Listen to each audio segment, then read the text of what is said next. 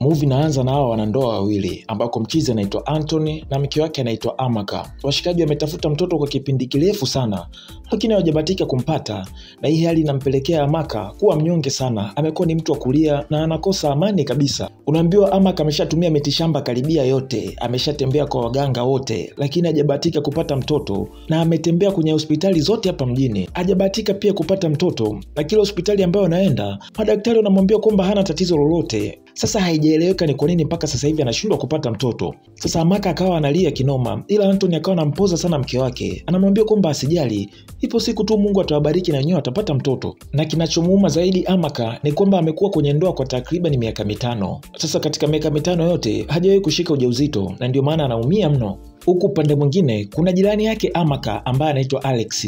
Huyu jamaa ana watoto mapacha. Basi akawa anawapeleka watoto wake shule. Kile kitendo Amaka akawa anakiona, roho inamuuma mno.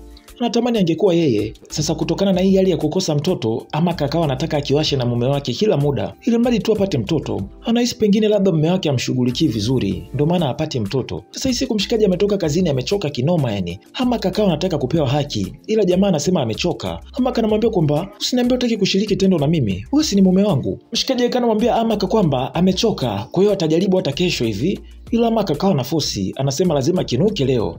Subiri basi, hivi uweze kuona kama nimechoka mimi au unataka kuniua wewe? Amaka akamwambia kwamba au mpango wako ni upi? Au una mpango wa kuniacha nini? Maana naona hata ushughulikili swala la mtoto, huumizi hata akili. Na vipi kama familia yako kija kukutafutia mwanamke mwingine ambaye ataweza kukuzalia mtoto, halafu mimi wakanifukuza? Unadhani nitakuwa kwenye hali gani? Mshikaji akamwambia kwamba hayo yote yametokea wapi sasa? Amaka akaendelea kujibebisha kwa mshikaji pale ili kinuke. Ila mchizi akamkatalia na akamwambia kwamba asiwaze kuhusu familia yake. Akasema kwamba hawezi kumwacha Amaka eti kwa sababu ya mtoto, kwa sababu anaamini ipo siku inakuja huko mbeleni watapata mtoto. Nataka nikukumbushe wewe mtumiaji wa Halotel kwamba hatuzimi data kwa matumizi ya internet na bando nafuu. Tupo na Don Bundles ambaye anakuletea bando kwa bei rafiki kabisa, ili uweze kuokoa gharama zako katika matumizi ya bando. Gharama ya package ni kama unavyoona kwenye screen yako, ambapo GB 10 utapata kwa 9500, GB 13 utapata kwa 12000, GB 15 kwa 14000 na kuendelea. Kwa mawasiliano zaidi piga simu namba 0616807602. Don Bundles, hatuzimi data. Basi mida jioni hivi mchizi akawa anapata chakula cha usiku na mke wake, lakini huyo mchizi alipata dharura ya kikazi, kwa hiyo anatakiwa asafiri kwa takriban wiki 2 hivi. Na akawa anamtaarifu mke wake, anamwambia kwamba anatakiwa kuondoka. Mke akamwambia kwamba unataka uondoke katika kipindi hichi ambacho tunahangaika kupata mtoto? Basi Amaka akawa anakataa, anamwambia kwamba mume wake asiondoke, inabidi aendelee kubaki nyumbani, uendelee kufusi paka pale utakapopata mtoto. Ila mshikaji akamwambia kwamba hicho kikao ni cha kikazi na kina umuhimu sana, kwa hiyo ni lazima asafiri. Amaka akamwambia kwamba kwa hiyo unaondoka lini? Mshikaji akamwambia kwamba hataondoka baada ya siku 2. Amaka akamwambia sawa, basi hata hizo siku 2 ambazo zimebakia tukinukishe kisawa sawa. Basi washikaji wakakubaliana kwamba hizo siku 2 ambazo zimebaki kabla msela hajaondoka inabidi ipigwe show ya kibabe. Sasa kama nilivyokuambia kwamba hii hali ya kukosa mtoto inamsumbua sana Amaka. Ana shoga yake fani hivi ambaye anaitwa Keti. Keti analijua ile tatizo la shoga yake. Leo Keti akaja na mafuta ya Mwamposa na akawa anamwambia Amaka kwamba hayo mafuta yametoka kwa nabii na yana uwezo wa kumsaidia Amaka kupata mtoto. Kwa hiyo akawa anampa maelekezo namna ya kuyatumia. Akamwambia kwamba kabla ya kushiriki tendo hakikisha anayapaka hayo mafuta kwenye papuchi. Hivi unaongea vitu gani wewe? Keti akanamwambia ndio, unatakiwa upake hapo kabla ya kushiriki tendo. Amaka hichi kitu akawa anakikataa, akaona kama ni vitu vya ajabu ajabu hivi. Ila Keti akamwambia kwamba wewe unahitaji mtoto, basi kama unahitaji mtoto fuata maelekezo hayo ambayo umepewa. Basi kwa kuwa Amaka ana shida, akakubali tu kuyatumia. Huku pande mwingine tunamwona Amaka na Keti wametoka leo, ambapo walikuwa wanapata chakula kwenye kimgawa fulani hivi. Ila Keti ni mwanamke ambaye anapenda vibenteni sana, kwa hiyo akamwambia shoga yake kuwa kuna kibenteni amekipata, kwa hiyo anataka aende kikamshughulikie. Amaka akamwambia kwamba wewe Keti, huyu atakuwa ni mwanaume wa 4 unalala naye hii wiki, hivi uchoki wewe? Keti akasema kwamba ndio starehe yake, kisha akasepa. Sasa alivyosepa Amaka akabaki pale mwenyewe. Sasa kuna mchizi anaitwa Alex, yule ambaye ni jirani yake Amaka, akapita yale maeneo, akamwona Amaka pale, ikabidi wakawa wanapiga story 2-3 hivi, ambapo kwenye simu ya Alex kulikuwa kuna picha ya watoto wake, wale mapacha wale. Amaka akasema hebu niwaone. Amaka akawaona. Basi akawa anamwambia mshikaji kwamba ana watoto wazuri mno. Amaka akawa anamwambia mshikaji kuwa naye anatamani siku moja apate watoto, ila bado hajabahatika kupata mtoto. Alex akamwambia kwamba usijali, wakati wa Mungu ni sahihi, ipo siku utapata tu mtoto. Basi baada ya kupiga stori 2-3 pale, mchizi akasema anaondoka. Basi mida ya usiku hivi tunamwona Amaka akiwa anapiga maombi na anaomba sana ili mradi siku moja naye aweze kupata mtoto. Huku pembeni tunamwona ameshika yale mafuta ambayo shoga yake alimletea. Sasa baada ya mume wake Amaka kusafiri, Amaka kuna siku akamtafuta Alex na akamwambia kwamba wanahitaji kuzungumza. Basi washikaji wakaenda hotelini, wakawa wanaongea 2-3 pale. Mshikaji anamwambia kwamba kwa hiyo umeniambia mume wako amesafiri? Amaka akasema ndio amesafiri. Akamwambia kwamba nimekuita hapa ili tuzungumze swala fulani hivi. Niambie, nimetikia wito. Unajua watoto wako ni wazuri sana. Mchizi anasema ndio na ulishaniambia hivyo. Watu wengi wananiambia hivyo kwamba watoto wangu ni wazuri sana. Kama nilivyokuambia kwamba mume wangu na mimi tunahangaika sana kupata mtoto. Ndio, pole sana. Naamini tu mtapata. Wakati wa Mungu ni sahihi. Amaka akasema kwamba nimekuita hapa ili. Amaka akawa anashindwa kuongea, anakunywa kinywaji tu pale. Akawa anajiumauma sana maneno. Amaka akamwambia kwamba nahitaji tuingie makubaliano fulani hivi. Mchizi akasema kama ni biashara sema, mimi napenda sana biashara. Amaka akasema kwamba hapana, sio biashara. Hatukuoneshwa maongezi aliendaje, ila tukaletwa kwenye hii hapa sini nyingine ambapo Amaka anaongea na Keti. Sasa hapa Amaka ameshamwambia Keti kuwa amemwambia Alex kwamba washiriki tendo ili aweze kumpatia mtoto. Keti akawa anamwambia kwamba umefanya kitu gani wewe? Amaka anasema kwamba siwezi kukubali ndoa yangu iweze kuvunjika. Kwa hiyo nitafanya kitu chochote kile niweze kupata mtoto ili mradi ndoa yangu iweze kuwa hai.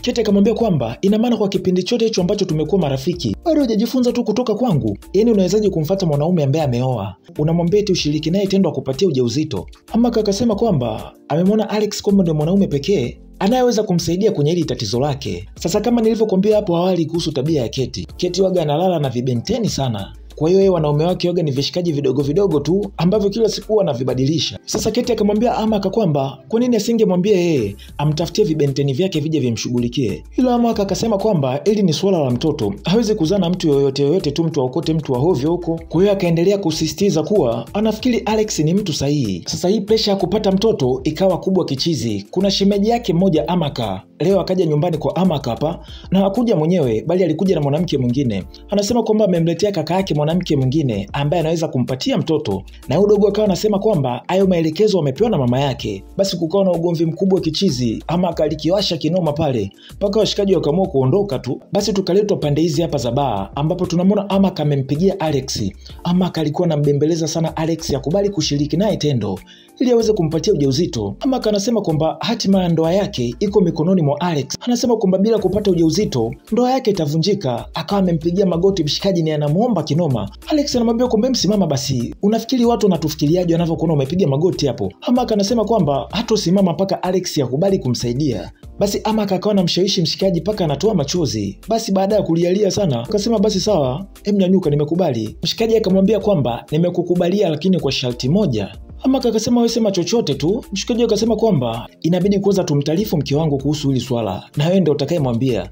Amaka akachoka kabisa. Mwambie kwamba unafikiri mke wako atanionaje au nafikiri atalichukuliaje hili swala? Ila Alex akasema ndo hivyo, hilo ndo sharti. Sasa Amaka akaja kumshirikisha shoga yake huku Keti. Anamwambia kwamba mshikaji amesema inabidi kwanza Amaka amuombe ruhusa mke wake. Keti yeye mwenyewe kikitu akakishangaa kinoma. Akamwambia Amaka, hivi kwenye yale mafuta ambayo nilikupa utumie, uliongezea na pombe kidogo alafu ukanywa eti? Amaka anasema sasa unafikiri mimi nitafanya nini? Yeye ndo amesema hivyo. Amesema hata ufanya kitu chochote na mimi mpaka mke wake ajue. Keti akamkatalia kufanya hichi kitendo. Akamwambia kwamba Amaka aendelee kutumia yale mafuta, yatamsaidia tu. Ila Amaka akamwambia kwamba wewe mwenyewe unaonekana huna imani. Huko kanisani unapoendaga kwa huyo mchungaji, kwani hajawahi kuwafundisha kwamba kuna mstari unasema kwamba omba na utapokea? Kwa hiyo acha nikamwombe mke wake, huenda akaniruhusu. Keti akamwambia kwamba huo mstari wa Biblia hauendani na hicho kitu ambacho unaenda kukifanya.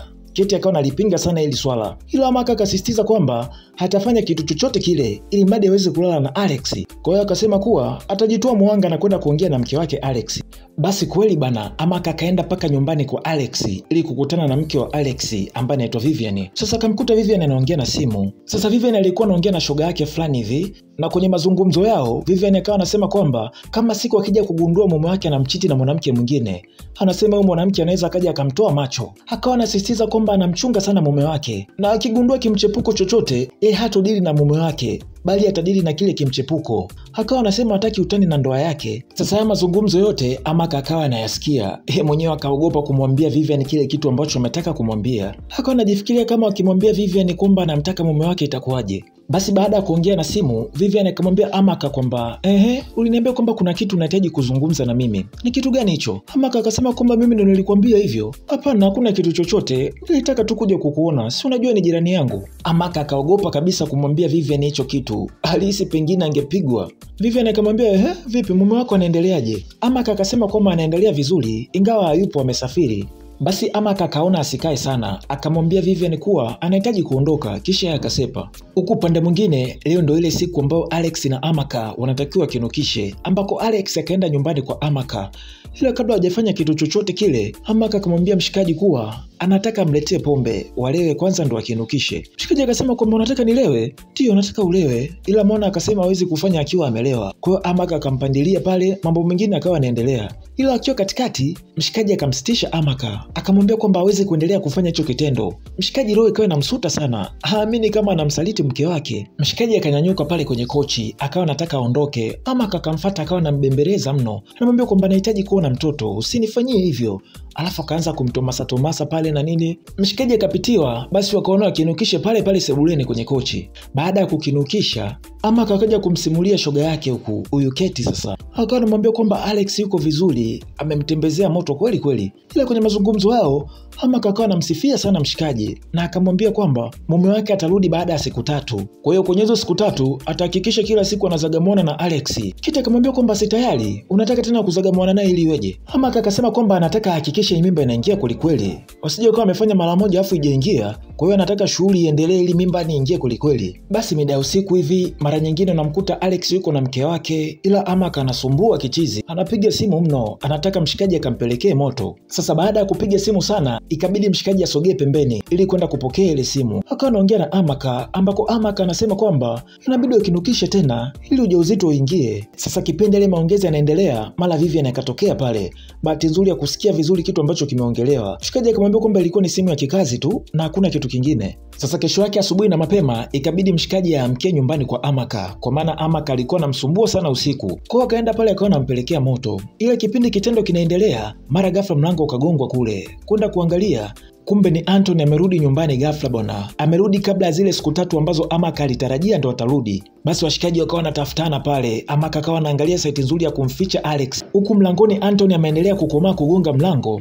Basi ikabidi Amaka akamfungulie, lakini kabla mshikaji hajaenda chumbani, Amaka akamwambia kwamba anamuomba kitu fulani hivi amsaidie. Amaka anasema kwamba ameingia mwezini ghafla, kwa hiyo anaomba mshikaji akamtafutie pedi. Basi mshikaji akatoka nje haraka kwenda kumfuatia pedi, ambapo kupitia huo upenyo ndio Amaka akautumia vizuri ili kuweza kumtoa Alex nje. Alex huyo akasepa. Sasa baada ya kama wiki moja hivi, Amaka akamtafuta Alex. Na wakawa na mazungumzo. Amaka akawa anamwambia Alex kuwa amefanya vipimo kwenye hospitali 8 tofauti, lakini kwenye kila hospitali inamwambia kuwa hana ujauzito. Sasa akawa anashangaa, imewezekanaje? Na wakati wameshiriki tendo na Alex mara kadhaa, Alex akasema kwamba mimi sina tatizo, labda kama tatizo nalo wewe. Ila Amaka akasisitiza kwamba amefanya vipimo vyote na ana uhakika yeye yuko salama tu, hana shida yoyote. Sasa hili swala likamchanganya sana Alex. Akasema inakuwaje Amaka ameshindwa kupata ujauzito na wakati amemzagamua. Sasa Alex akaanza kupata doubt kuhusu wale watoto wake. Akawa anahisi huenda sio wake, ambapo akaja akachukua nywele za wale watoto na kwenda kufanya vipimo vya DNA. Na majibu akatoka kwamba sio watoto wake. Mchizi alichanganyikiwa kinoma. Akaja akawa anamfokea mno mke wake.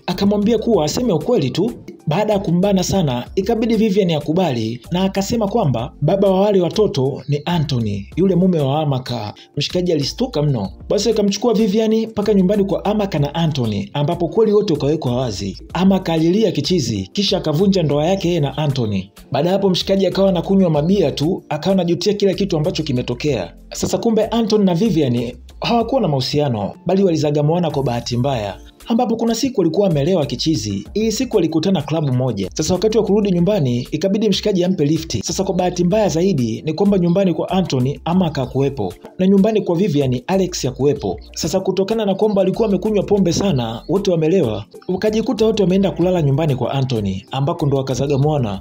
Asubuhi imefika hivi ndo kila mtu kusanuka sasa kwamba wameshakinukisha, ambapo baada ya kama wiki 2 Vivian ilikujega kumtaarifu Anthony kuwa ana ujauzito wake na wakakubaliana kwamba wafanye siri. Sasa hivyo ndivyo ilivyopelekea mpaka Vivian na Anthony wakapata wale watoto. Basi sini ya mwisho tunamwona Alex na Amaka wamekutana kwenye kimgawa fulani hivi. Kwa kuwa wote wameshavunja ndoa zao, basi washikaji wakaamua wawe na mahusiano. Kwa hiyo huu ndo ukawa mwanzo mpya kati ya Alex na Amaka. Hatukuoneshwa sababu ya Amaka kutokuweza kupata mtoto wala sababu ya Alex kutokuweza kumpatia ujauzito Amaka. Sasa tukuambiwa kama huenda washikaji wana tatizo la kiafya au vipi. Lakini pia tukuoneshwa muendelezo kati ya Anton na Vivian. Huenda na wenyewe waliamua kuishi pamoja au vipi. Sasa nafikiri kutakuwa na sehemu ya pili ya hii movie. Mara pale itakapotoka tutawaletea. Na hapo ndo nakuwa mwisho wa movie inaitwa Secrets Across the Fence. Niandike maoni yako, umeonaje movie? Hii hapa ni High Foot Recap na mimi hapa ni Clever OG. Fanya kusubscribe ili kwanza kupata kazi zetu pale zinapotoka. Till next time.